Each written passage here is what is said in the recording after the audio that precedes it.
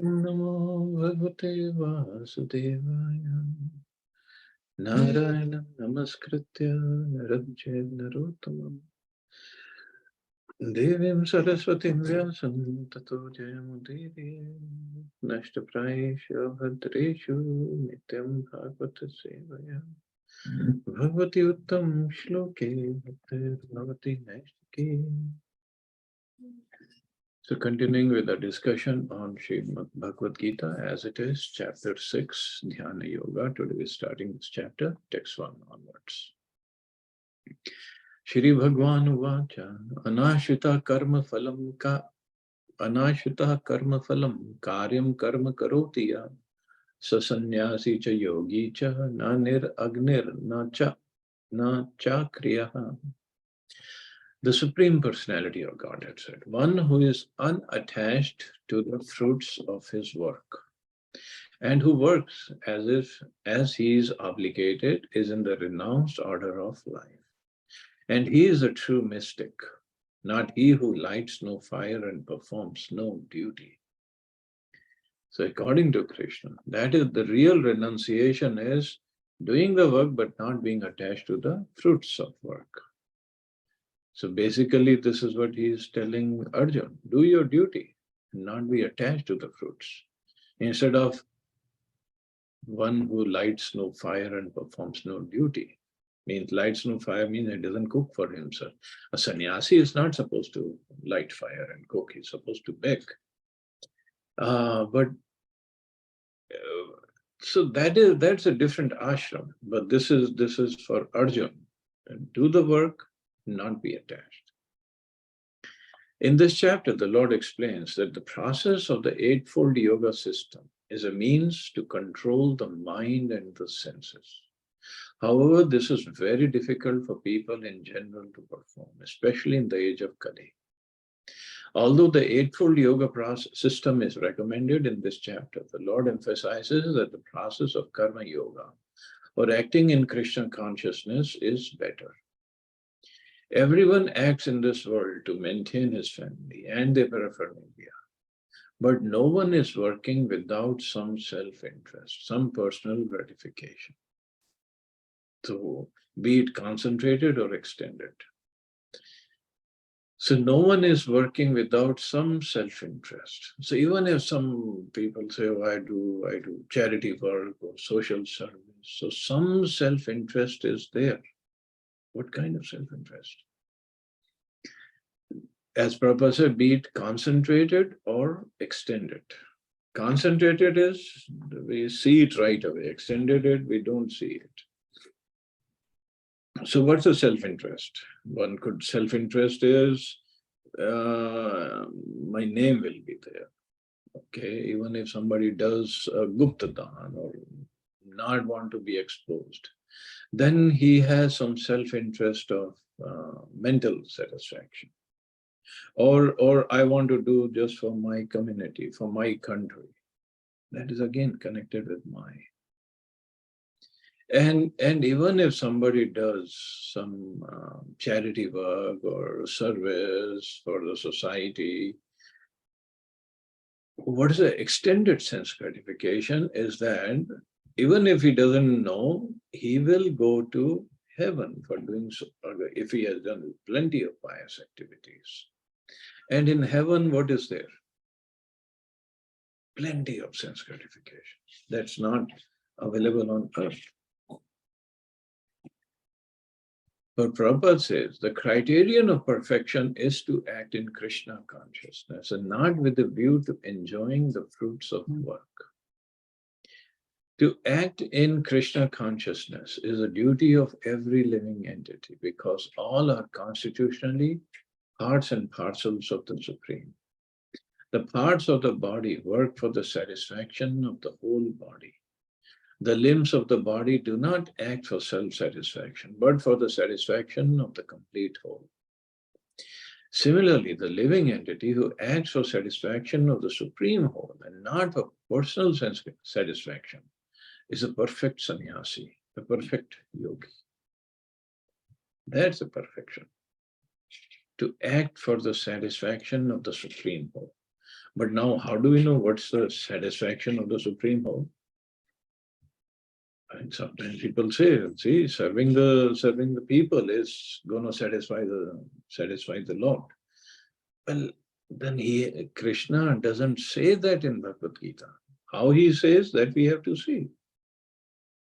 Because scriptures are the guiding light for us, who can tell us what the Lord wants. I can understand what I want, or what society wants from me.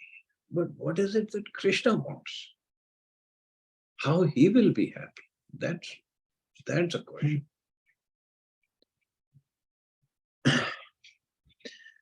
The sannyasis sometimes artificially think that they have become liberated from all material duties, and therefore they cease to perform Agnihotra Yagyas or fire sacrifices.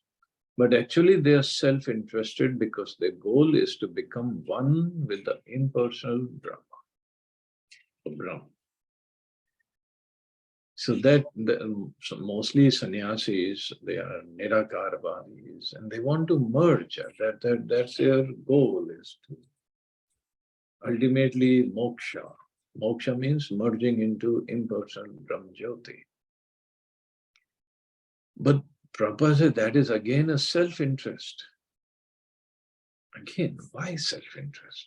They're merging into Supreme, that is moksha, liberation. But we have to find out what is it that Lord wants from us.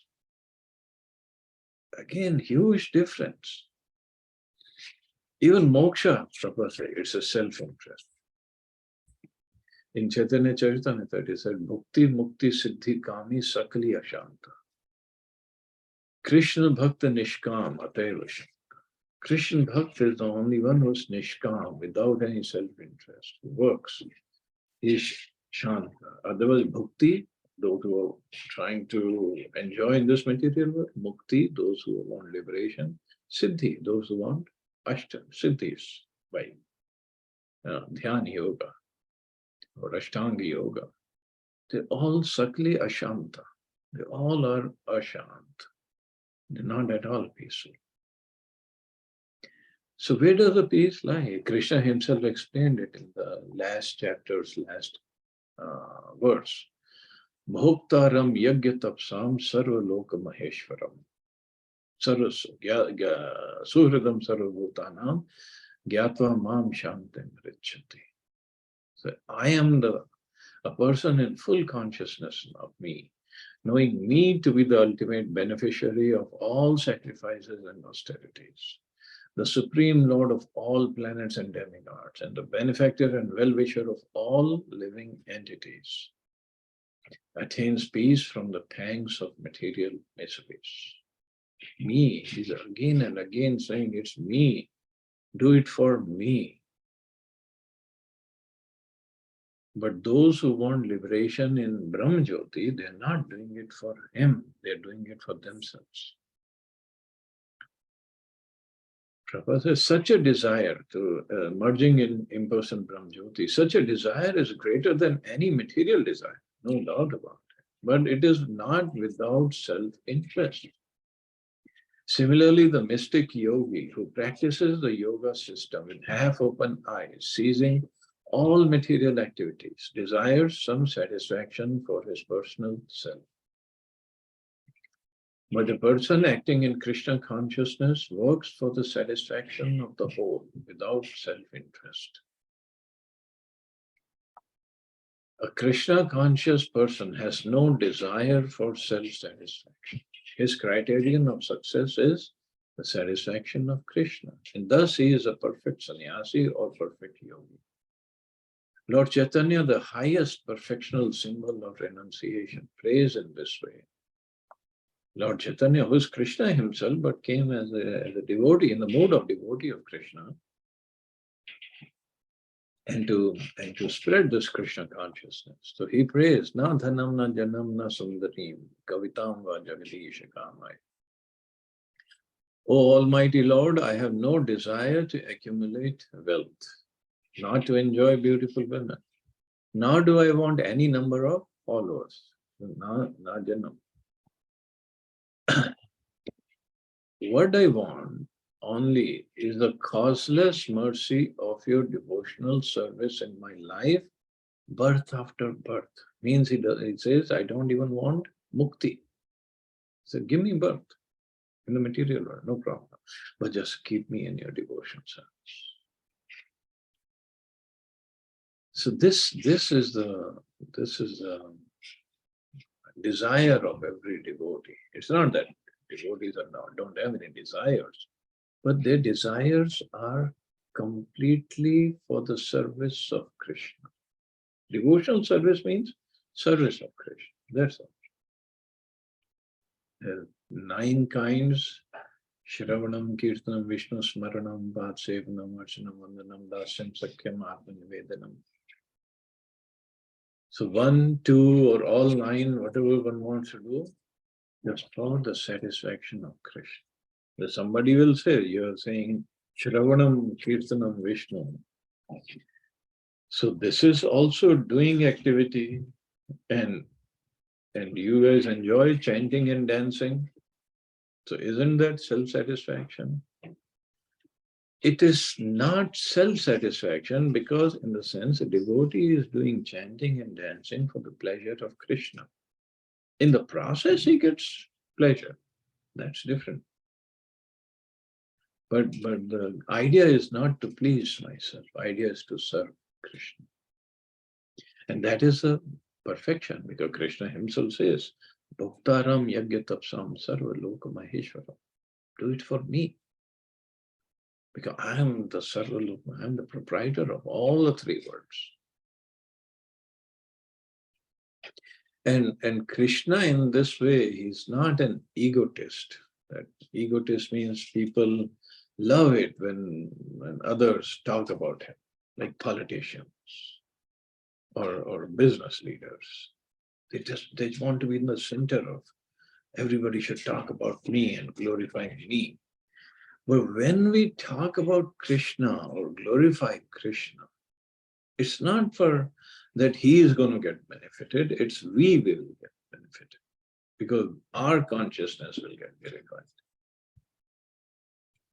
And in the process, we start becoming eligible to go back to the spiritual world. By talking about local politicians, we're not getting purified.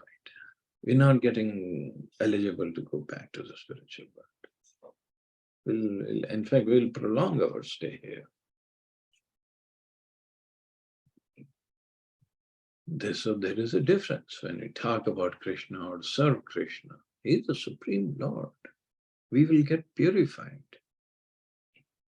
That's the whole purpose when he says, serve me.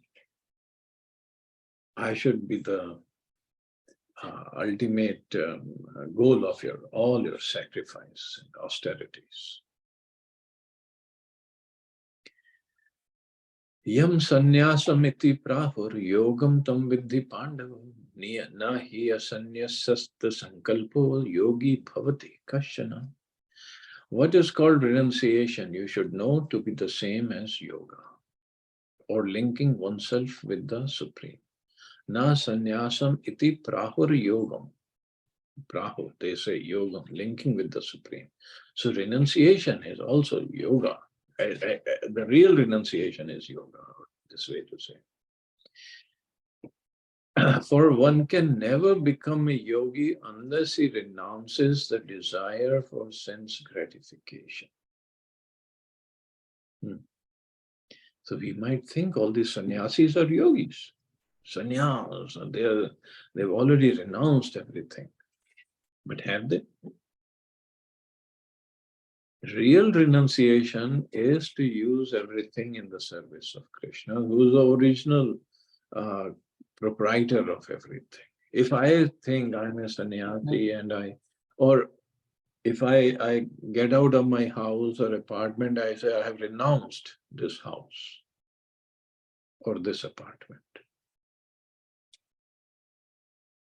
Well, the apartment, first of all, doesn't belong to me anyway to begin with. So how can I renounce it?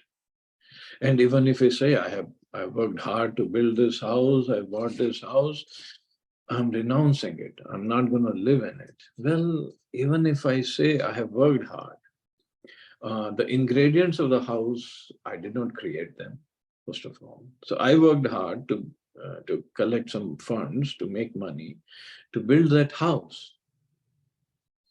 Now, Krishna will explain later. Whatever ability or strength one has comes from me. Intelligence comes from me to do anything. So it wasn't ours to begin with. Even this body is not ours. Body is made of earth, water, fire, air, ether, mind, intelligence, false ego, and Krishna says all these are my separated energies. So even this body belongs to Krishna. The soul is Krishna, is part and parcel of Krishna. All the ingredients that we see, everything in the material world is made of earth, water, fire, air, ether. It all belongs to Krishna. So when I say I renounce everything, how can I renounce anything? It doesn't belong to me. So the real renunciation is to renounce the desire to enjoy these elements or these things. That is a real renunciation, even the body. If I say I'm going to do tapasya, well, this tapasya is going to be done by this body, which doesn't belong to me. So the real renunciation is to engage everything in the service of Krishna without any desire of me getting gratified.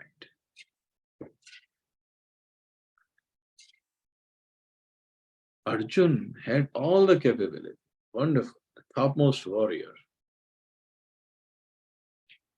But he got confused. Of course, it's Yoga Maya working on him. He got confused. If I fight this war, I'll be incurring sin and I will not enjoy. I. Krishna said, forget it. You fight for me. I've given you these capabilities, so you fight for me. And that is a real renunciation, not running away from the battlefield.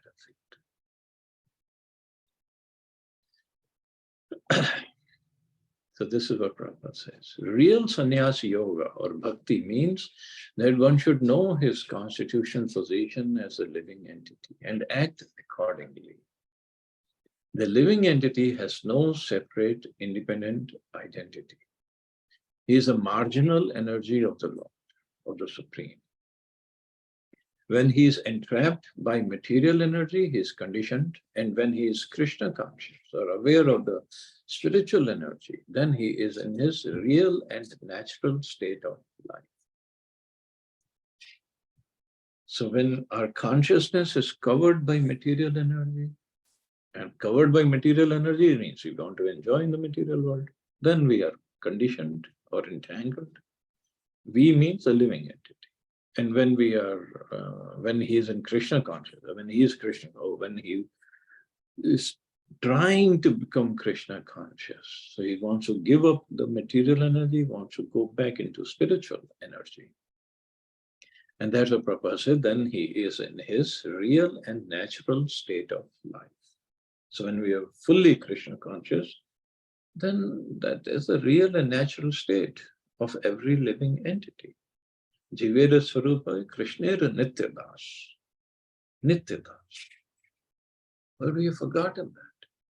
Therefore, when one is in complete knowledge, one ceases all material sense gratification or renounces all kinds of sense gratificatory activities.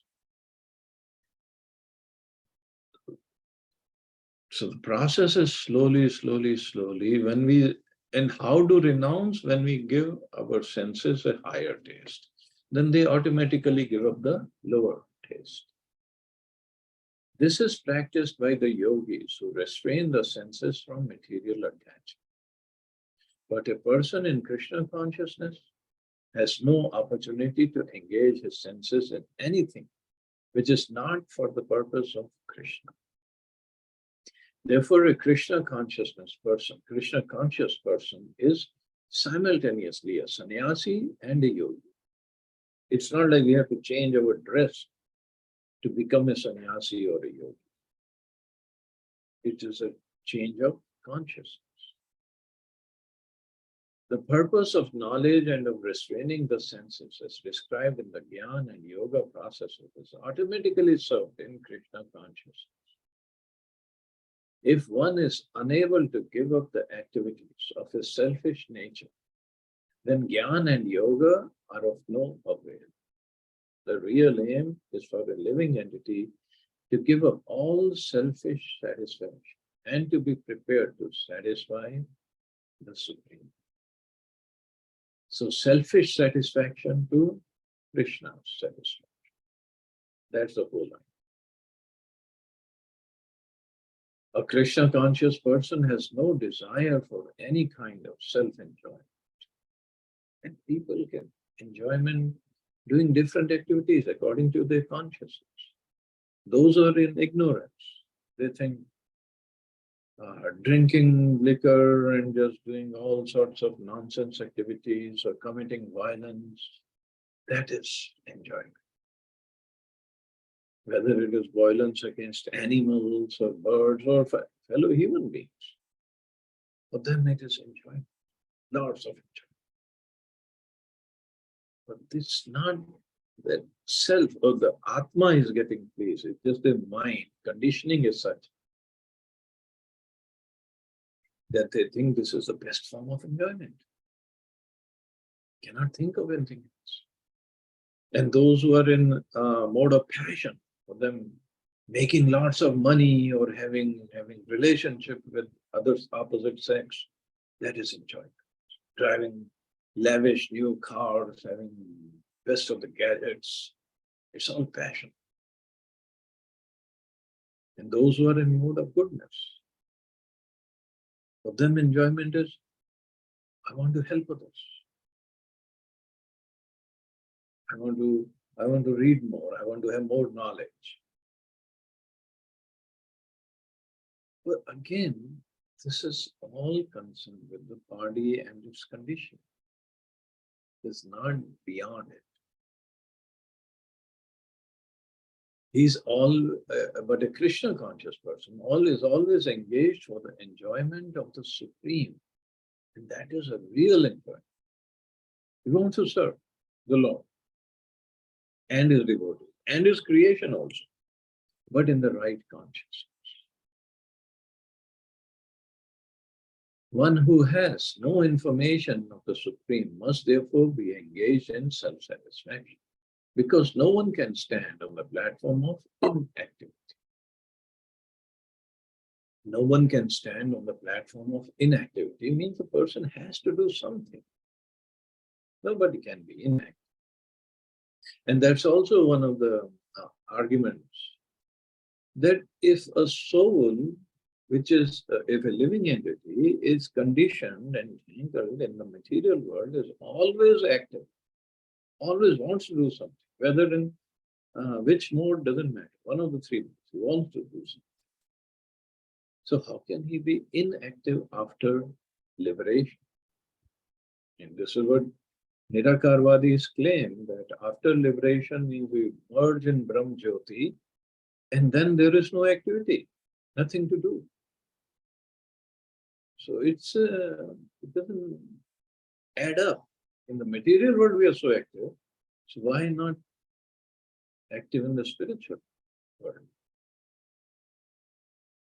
Of course, in the material world we are acting wrongly, no doubt about it. But then we should act correctly in the spiritual world, and it doesn't mean no activity in the spiritual world.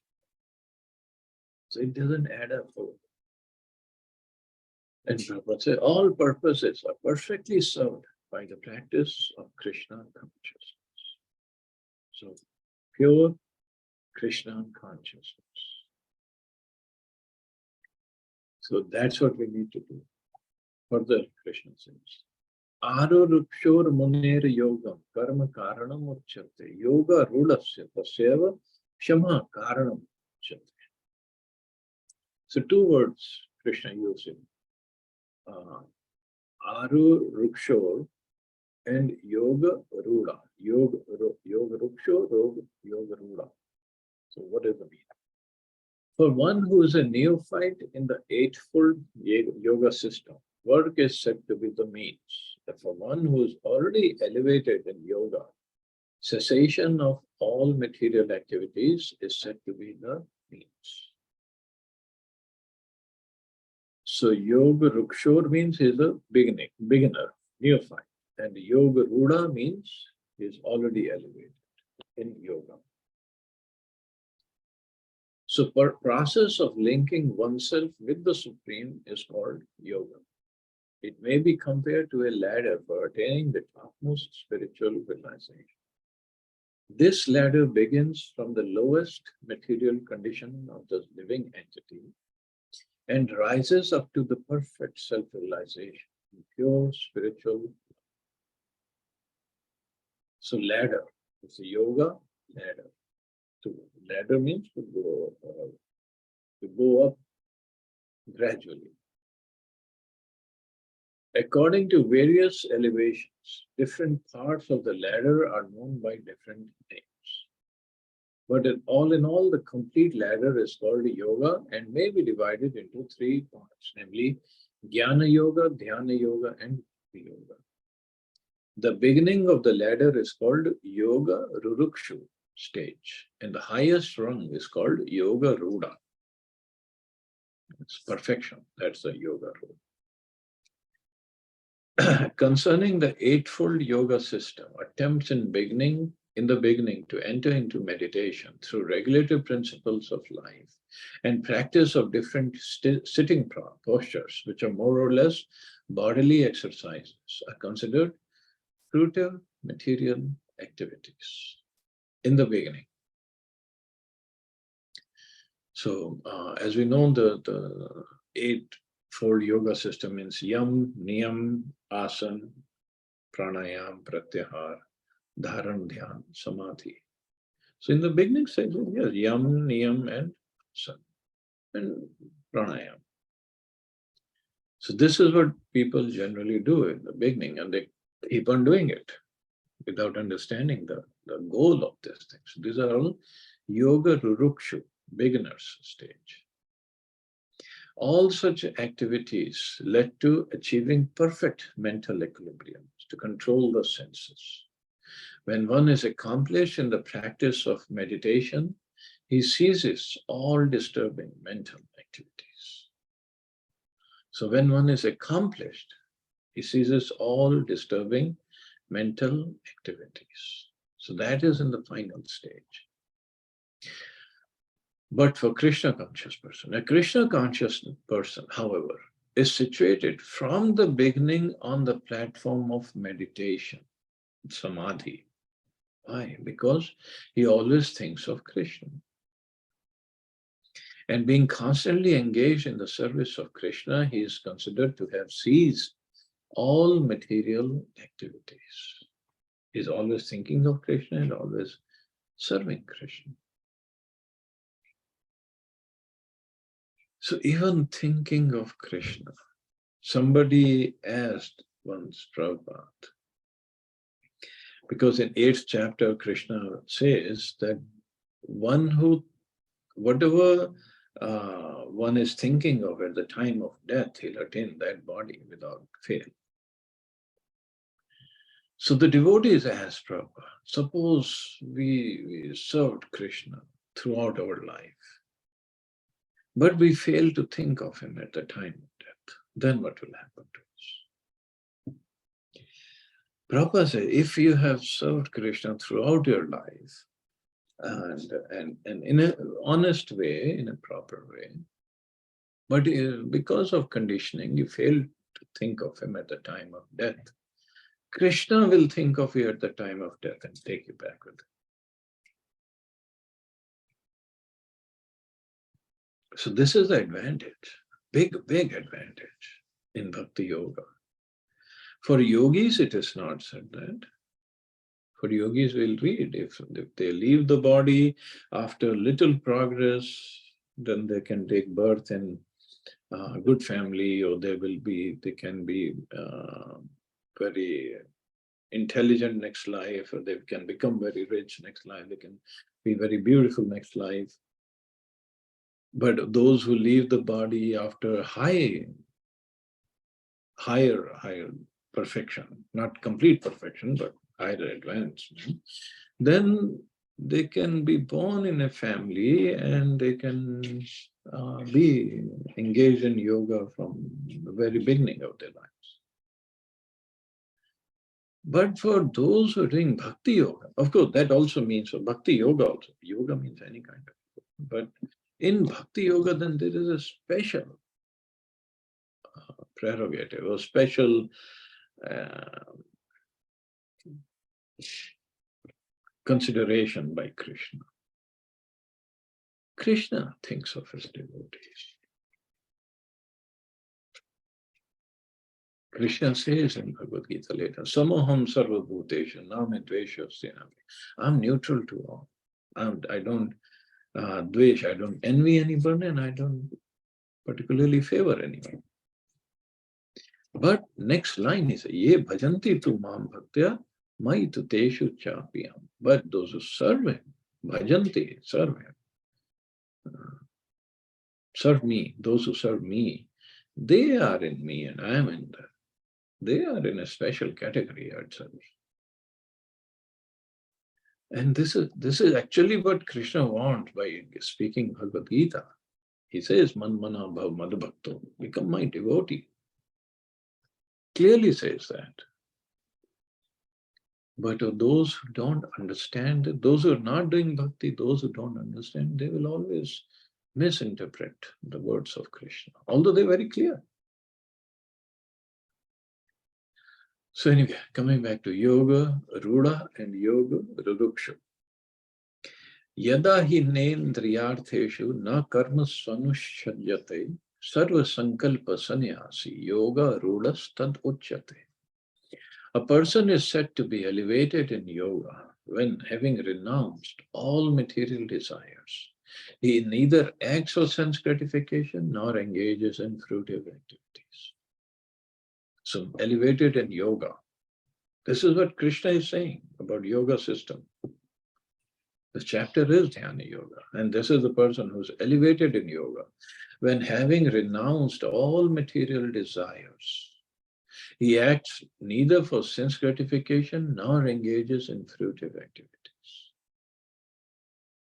So that is why it is said in Kali Yuga, it's very, very difficult to perform the Ashtanga Yoga. But for devotees, it's easy. When a person is fully engaged in the transcendental loving service of the Lord, he is pleased in himself, and thus he is no longer engaged in sense gratification or in fruitive activities. He is no longer engaged. He doesn't want anything. Otherwise, one must be engaged in sense gratification, since one cannot live without engagement. Without Krishna consciousness, one must be always seeking self-centered or extended selfish activities. But a Krishna conscious person can do everything for the satisfaction of Krishna and thereby be perfectly detached from sense gratification. One who has no such realization must mechanically try to escape material desires before being elevated to the top rung of the yoga ladder. Mechanically, he has to try to escape material desires, and it's not possible. Our mind is always active, and that is a seat of all the material desires. And there are material desires from so many previous lifetimes. Unsatisfied or partially satisfied or partially unsatisfied material desires from so many lifetimes. And they are all stored in the mind, because the subtle body of mind, intelligence, false ego goes with the soul to every next body. So many desires, and to stop them, to escape from them, just impractical or impossible. But for a devotee, even if the desires are there, but he wants to use everything in service of Krishna. Desire, I want to eat something nice. Okay, prepare it, offer it to Krishna, then eat it. Who's stopping you from eating? But in the process, he has dovetailed it in the service of Krishna. So desire is, I want to see something beautiful, opposite sex. That's generally the idea. Okay, go to the temple of Radha Krishna. There cannot be anyone more beautiful than Radha Krishna. It's just we don't have eyes, we don't have that cleansed heart, but still when we go, we feel lots of attraction towards the deities. I want to go somewhere beautiful, somewhere relaxing. Okay, go to Vrindavan. Want to see some hill, go see Govardhan Hill. Of course, we cannot get on that hill, but hilly stations. Haridwar is there, Rishikesh is there, so many other places are there, spiritually encharged.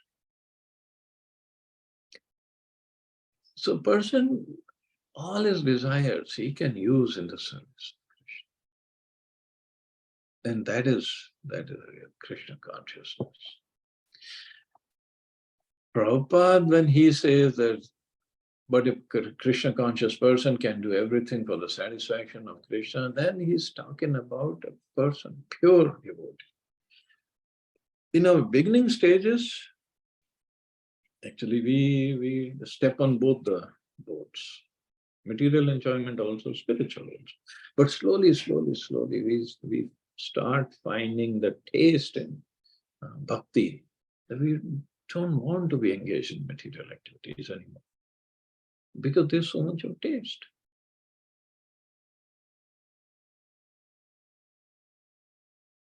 So further Krishna says, Udhret atmanatmanam natmanam avsadayet. Atmev hi atmano bandhur atmev ripuratma. One must deliver himself with the help of his mind and not degrade himself. The mind is a friend of the conditioned soul and his enemy as well. Mind, actually it's all a question of mind. And he talked, later on he talks about that. Mind is the best of enemy and the worst of best of friends and worst of the enemies. So whole yogic procedure is to control the mind. The word Atma denotes body, mind, and soul, depending upon different circumstances. In the yoga system, the mind and the conditioned soul are especially important. Since the mind is the central point of yoga practice, Atma refers here to the mind. The purpose of the yoga system is to control the mind and to draw it away from attachment to sense objects. It is stressed herein that the mind must be so trained that it can deliver the conditioned soul from the mire of nescience, from the mire of ignorance. In material existence, one is subjected to the influence of the mind and the senses. In fact, the pure soul is entangled in the material world because the mind is involved in the false ego, which desires to lord it over material nature. So this is the influence of the mind and the senses. Very, very difficult to control. And here, the pure soul, Prabhupada says the word, the pure soul. Soul is always pure. Soul is divine. Nothing can cover the soul, or nothing can make it impure. But the consciousness gets impure. And because of consciousness, the mind starts acting that way. Because the mind is involved with the false ego. False ego means I am this body. That's false ego. Starts with that. Which desires to lord it over material nature. We want to enjoy this material nature, control this material nature. Not going to happen. Therefore, the mind should be trained so that it will not be attracted by the glitter of material nature. And in this way, the conditioned soul may be saved. The glitter of material nature. It looks very, very attractive. And more we are away from Krishna, it's more attractive. It's more and more attractive. It's like the carrot dangling in front of the donkey. We think I can enjoy it. If I take one more step, I can fulfill all my desires. I can enjoy. If I work hard, if I'm making $1 million a year now, but if I make 2 million, I'll enjoy it. It's not going to happen. That's what the scripture says, and that's what the sadhus say. They've seen it. Even if somebody becomes like Hiranyakashipu, who had the whole universe except Brahmaloka, up to Brahmaloka, he had everything in his control. Every planet was under his control. All the demigods were under his control. Devi Devta. Still, he wasn't happy. So if we think, if I have this house or this car or this much amount of money, I can be happy here, this is illusion, nothing but illusion. That's why it says, Prabhupada said, the mind should be trained. It's all in our mind, that's all it is. One should not degrade oneself by attraction to sense objects. The more one is attracted by sense objects, the more one becomes entangled in material existence. The best way to disentangle oneself is to always engage the mind in Krishna consciousness. That is the best way. Otherwise, Maya's, the forces of Maya are so strong, at any moment it can take the mind away. The word he is used for emphasizing this point. That is, that one must do this. It is also said, Mana eva manushyanam karanam bandha mokshayo. Bandhaya vishyasango muktyai nirvishaya mana. For man, mind is a cause of bondage and mind is a cause of liberation. Mind absorbed in sense objects is a cause of bondage, and mind detached from the sense objects is the cause of liberation. Therefore, the mind which is always engaged in Krishna consciousness is the cause of supreme liberation. Otherwise, it's not possible. Some people say, oh, just empty your mind, empty your desires. And it sounds very lofty idea when you're sitting there. But how do you empty your mind? How do I clear my mind of all the desires? In fact, that is also a desire, to clear the mind of all the desires. But the desire to serve Krishna, that is all spiritual. That is not counted among those desires, those material desires. So that's a perfect desire, actually. But it doesn't sound very lofty.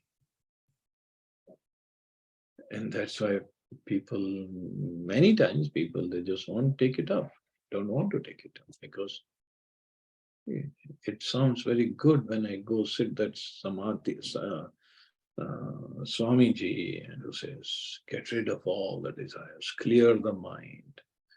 Okay, maybe in that sitting there for half an hour, it's all gone, but when I come back to my house, all the material desires come back in. So how did I clear them? What did I do? Nothing. So Krishna himself has given in Bhagavad Gita what we should do. Give it a higher taste to the senses, and mind is also considered one of the senses. Give it a higher taste. They'll automatically give up the lower taste. Because ultimately, this is what they want. All the senses also want, because senses belong to Krishna. Krishna is called Rishikesha. Rishika means senses, Isha means controller. All the senses belong to him. All the senses want to serve him. But this, our conditioning, is keeping us away from serving him. And that's where the problem is. Okay, I guess I can stop here. See anybody has any questions or comments.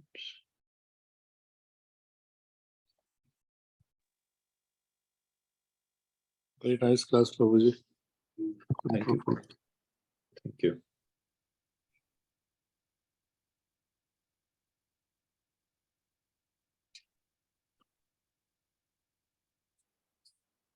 Okay, you all have a safe and wonderful day. Hare Krishna. Jai Shri. Hare Krishna. Thank you, Prabhuji.